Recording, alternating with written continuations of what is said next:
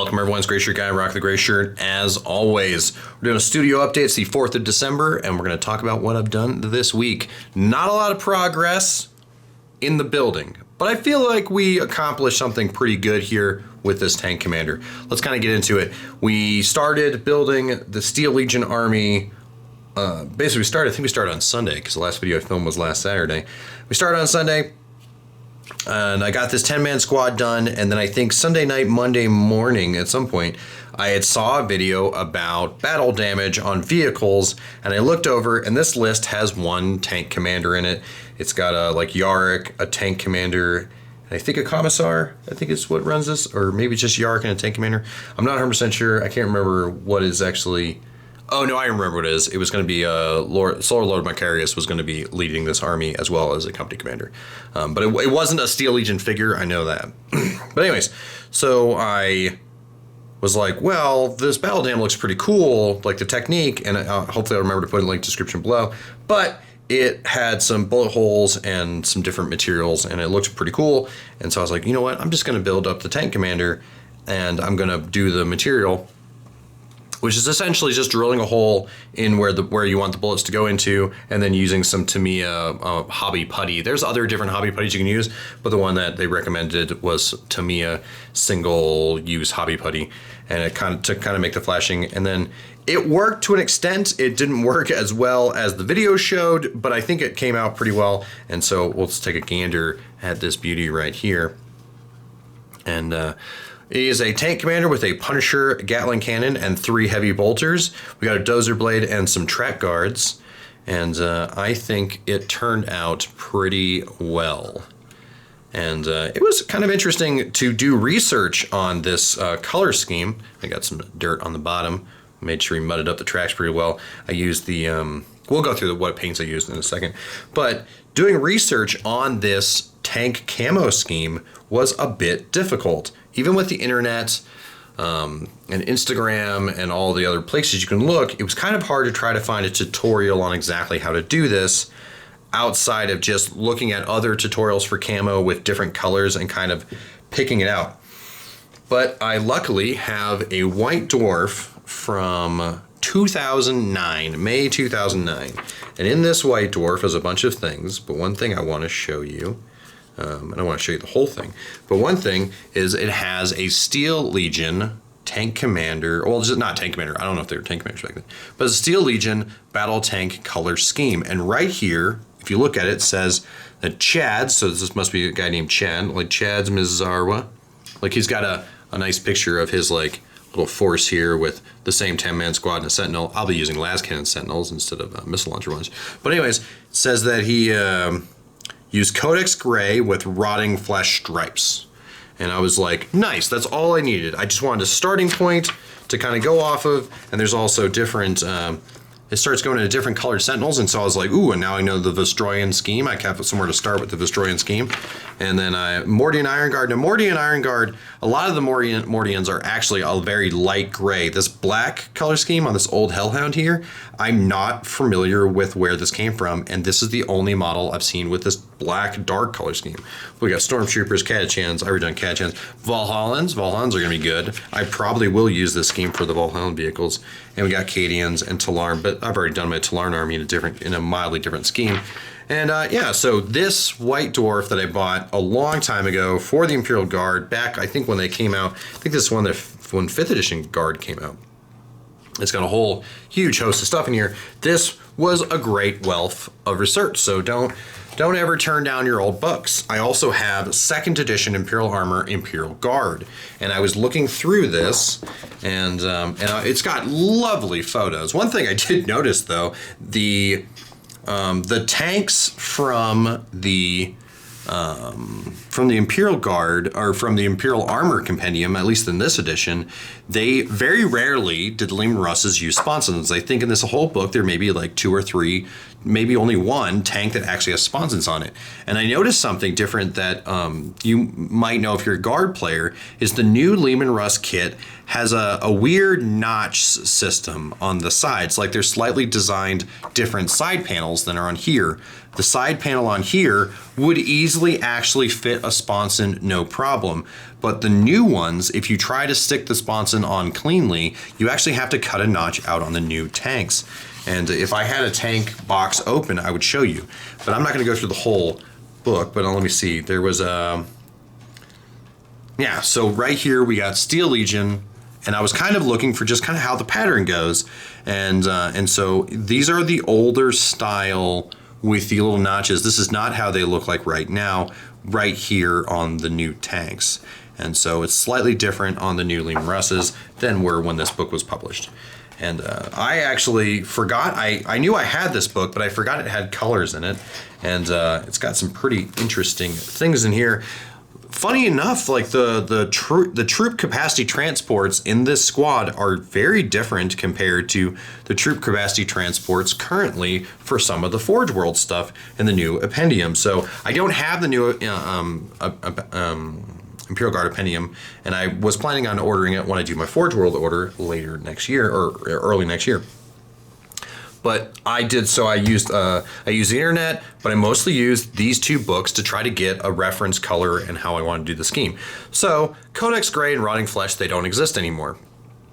They have been replaced. Codex Gray has been replaced with Dawnstone on the Citadel line, and Rotting Flesh has been replaced with Nurgling Green. They're slightly different. Now, when it comes to airbrush work, a little bit about that, I also got a Badger Model 105, I think it's a Patriot 105. I got this morning, or just a couple hours ago in the mail, so I didn't have it to do this work, so I was using my Iwata, almost knocked over my models here. I was using my Iwata Eclipse HP Cs, which I got when I was in Japan, and this is a pretty good airbrush. It's from what I understand, it's got a 0.3 size, what is it, 0.3 or 0.03 size needle, which to me all that means is that it sprays, and if I can find it, it sprays in a pretty small pattern. Now these look kind of wide, but it sprays in a small pattern, which is good for detail work and for trying to hone in and focus, but it's not super good for doing base coats, and it takes what I feel like a little bit longer. One thing I also notice is it does not like Citadel Air paint unless it's super thinned. And if you take Citadel Air paint and you thin it too far, it actually starts to break down a little bit, and you get this weird splotchy effect.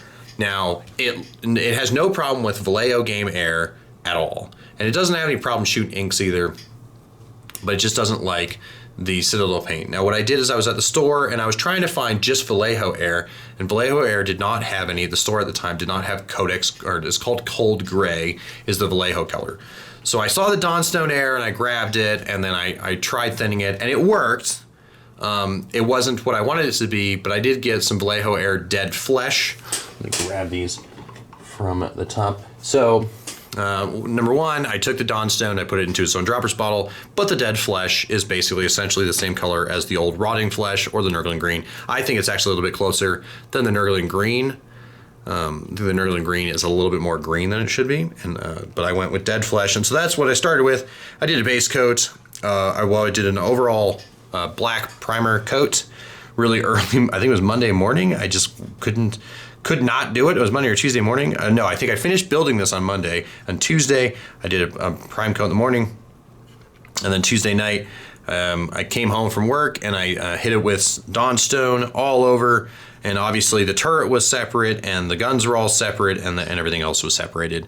And but I did an overall base coat of Dawnstone, and then I went through and striped out the Dead Flesh. I didn't masking tape it or anything. I just kind of eyeballed it, and obviously this wasn't on here, and I kind of don't want to take it off. But this wasn't on here. I had this separate, and then I did eventually spray over in that area.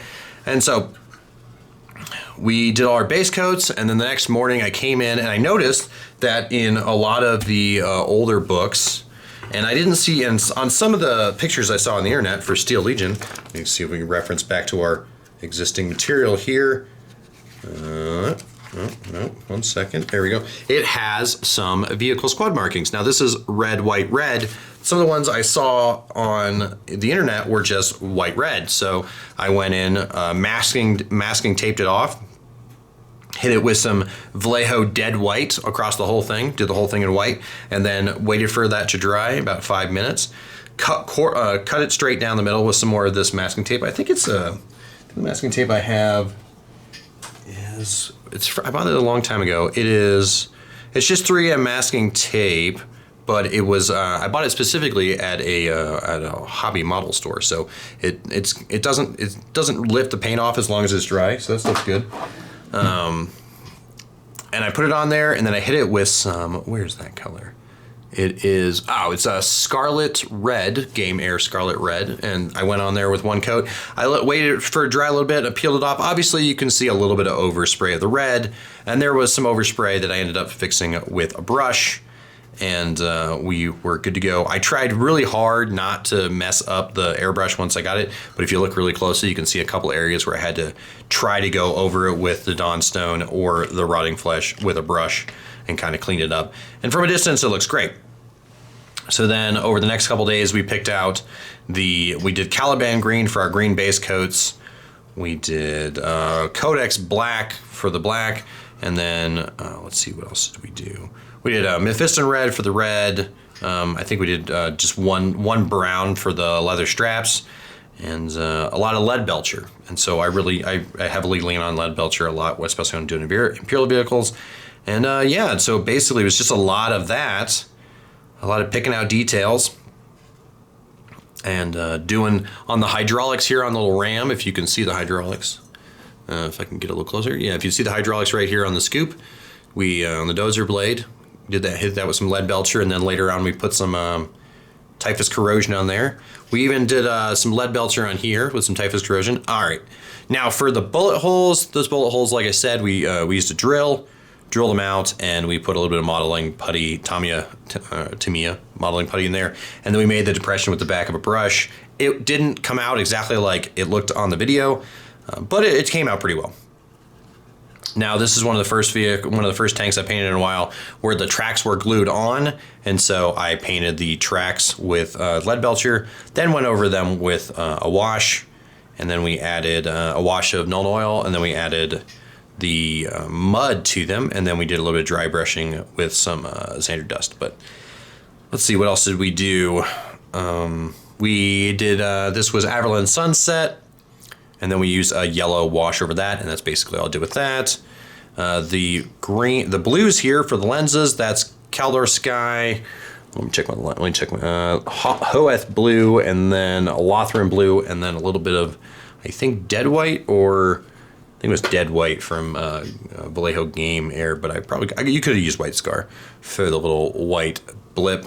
Now, I was looking at Steel Legion camouflage, and for the most part, most people just use like a Xandri dust, kind of a tan on most of their cloaks, and they do tend to have green pants, but the green pant leggings are basically barely showing on these models, so they're only like a mild afterthought. And then most of their helmets are black, but there's like a green version of the helmet. Now there also is some art out there where and the gun is generally black. There is one art that I found out and about that has a gray jacket, a green gun, and green leggings. And I really actually kind of thought, well, the tanks are gray. The tanks are primarily gray. Why would the uniforms not be gray? And so that's what we went with. I went with the tank commander having a gray uniform and his armor being green with his bolt gun, and same with the little additions for the rolled up bedroll and the other. Well, I guess is that a bedroll and that's a tarp? I'm not sure what you would call that. But we went with the green. So when I get around to painting these, they will be gray on the jackets, and they will be green, and green on the bedrolls, and then a similar green on the helmet. So these will be looking pretty cool.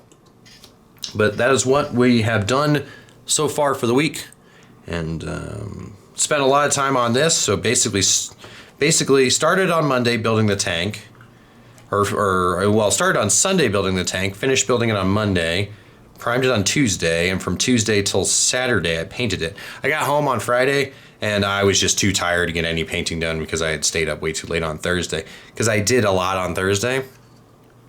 And yeah, so yeah, but we got it done, and so I'm going to go right back into assembling. I'm going to try to see if I can get all the infantry assembled tomorrow. That's only 5 more squads, and these go together pretty quick, so I might be able to knock out all 50 additional infantry in one day. And then we move on to the Sentinels. Then we got Death Strike missile launcher, a Manticore, 3 Chimeras, and a Crassus armored transport, and then that'll be done. And then we'll probably move on to Salamanders after that. I don't plan on doing any more painting for a minute. I just wanted to get this one tank done, and I think he turned out really well.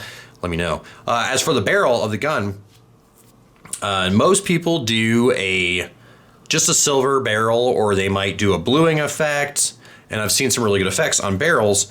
And but then I saw a barrel failure clip and video, and I looked up the when they were testing the A10 chain gun, and it had I think about 6,000 rounds through it nonstop, and the whole entire barrel glowed except for where the barrel connecting points were. They stayed black, so they must have made out of different metal, and so that's why on this one we have these are red hot for shooting. Whoops, for shooting off the gun, and the tips I made red. And I tried making more like kind of red yellow in the center, because the original gun picture that I seen, the whole entire thing is just all one uniform glowing red. It's kind of hard to make that effect when you're just using a single red. And I could have made the yellow red combo go all the way across, but I kind of thought it was kind of cool just pinpointing in the center. And that is why this is the color. And if you're wondering why the black is actually still black, and you could say, well, hey, wouldn't the red inside the little vent, wouldn't that also want to be glowing red? And you could do that. You could easily do that. I didn't want to get in there and kind of try to deal with glowing effects and everything, so I left those alone. But you could also say it's really soot bound, because a lot of the times you've seen Punisher cannons, they have a lot of heavy black soot on the front from firing so many rounds. And originally I was going to also make this a Pask alternative, but I'm going to make Pask in a different army and a different color scheme. And so we won't worry about Pask too much. It'll be a Cadian-esque color scheme. Uh-oh. We're getting a little bit of that sand powder from the tracks underneath our tank, and it's not coming off. But that's fine. That'll be all right. Well, that's been it. I got to get back to work. So y'all have a good one. Take it easy, and see you next time. Goodbye.